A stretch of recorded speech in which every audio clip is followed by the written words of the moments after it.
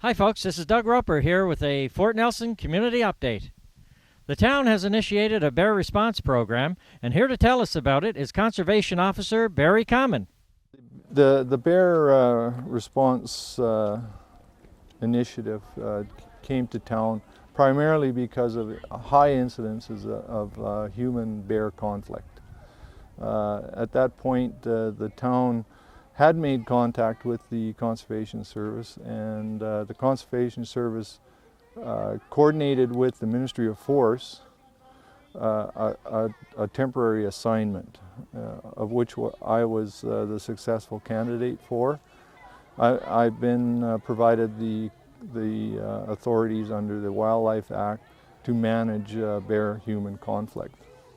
Just as a broad overview of what the program is all about, it's of course, like any management program, it's about preventative functions, being proactive, and as opposed to reactionary. We have to look at the feeding source of the animals that we're dealing with and the level of conflict that we encounter or the people encounter. The situation is managing refuse, the bins, the garbage collection, and just the basic, I guess we're looking at human behavior at this point. On awareness of a bear in a neighborhood, and that comes from you calling into the call center for us, the RAP number. There are a number of tools that we could initiate. If there is not an immediate threat, but we know that that bear is in the neighborhood, we can move towards trapping with public safety as our paramount and number one initiative. If it does pose a risk, we would have to destroy the animal. Removal of the attractant, the feeding opportunities that are available to the wildlife. By removing that, that's proactive. The likelihood of an animal coming into your neighborhood, your yard, will be greatly reduced.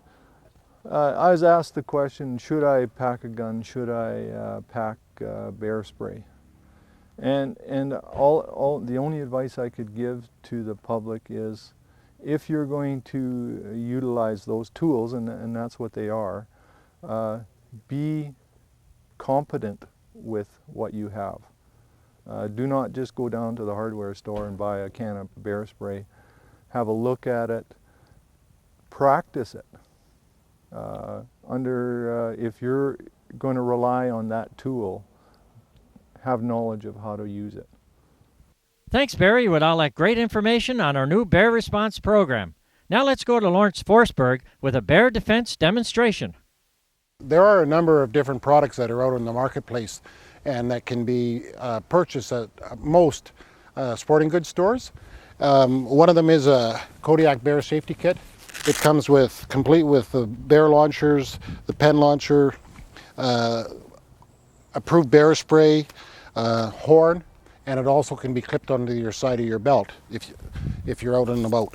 You don't throw your apples and your sandwiches or whatever that is that you're snacking on. Don't just throw that.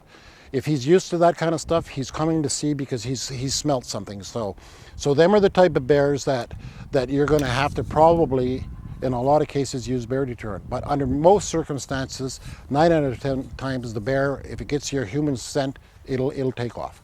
We're seeing more and more bear sightings and that there, and you just have to be prepared when you're going out to do an activity, and you just can't leave your bear spray at home or in your vehicle thinking, well, that's fine, I can get to my vehicle and grab it. Well, the fact of the matter is you don't have that option. There's many times where the bear will come out and you've surprised him, or something's wrong with him, and he's going to be bound and determined to come and see you. At the end of the day, if you don't have something like this to deter him, you're going to be in trouble. So in the event that a bear was, say, at that tree, which is about 30 feet away, and he's not leaving, and he's approaching you, he's extremely agitated, so he's huffing and puffing and breathing. So at that point, you would knock off your safety switch there, and you would point the bear can at him, the bear spray, and you would give him a shot of spray. And now he's had a taste of the bear spray. And if he continues to come in, then the only other recourse is just to unload him again. And for sure, that will take care of him. If the wind is blowing towards you, then chances are is you're going to contaminate yourself, and you want to do whatever you can at all costs to try to position yourself. So you would move to the direction to try to get upwind of the bear, and then you would give it a blast of the bear spray. They can actually go into cardiac arrest. It'll just fill their lungs because he is breathing. You know, the bear's got such sensitive smelling capabilities, and he's agitated and he's huffing and puffing. He's going to take all that bear spray into his lungs. There's just no question about it. You're gonna put him on the ground. Thanks, Lawrence, for that wonderful demonstration. Now that bear season's upon us, all this information is more vital than ever. This is Doug Roper with another Fort Nelson Community Update.